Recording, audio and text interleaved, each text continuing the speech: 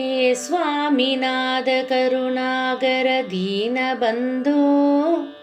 श्रीपार्वती समुग पङ्कजपद्मबन्धो श्रीसादिदेव गणपूजित पादपद्म वल्लीसनाद मम देहि करावलम्बम् देवादिदेवनुत देवगणादिनाद देवेन्द्रवन्द्य मृदुपङ्कजमञ्जुपाद देवर्षि नारद मुनीन्द्र सुकीर्ते वल्लीसनाद मम देहि करावलम्बम्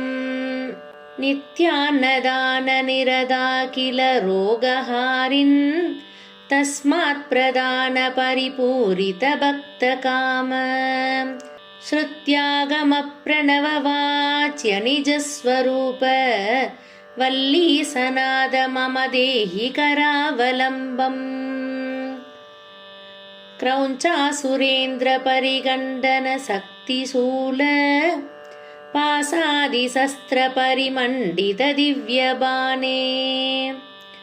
श्रीकुण्डलीसतरतुण्ड सिकीन्द्रवाह वल्लीसनाद मम देहि करावलम्बम् देवादिदेवरतमण्डल मध्यवेद्य देवेन्द्रबीडजगरं दृढचापहस्तम् सूरं निहत्य सुरकोटिविरीड्यमानं वल्लीसनाद मम देहि करावलम्बम् हारादिरत्नमणियुक्त गिरीडहार केयूरकुण्डललसत्कवचाभिराम हे वीरतारक जयामर भृत्यवन्द्य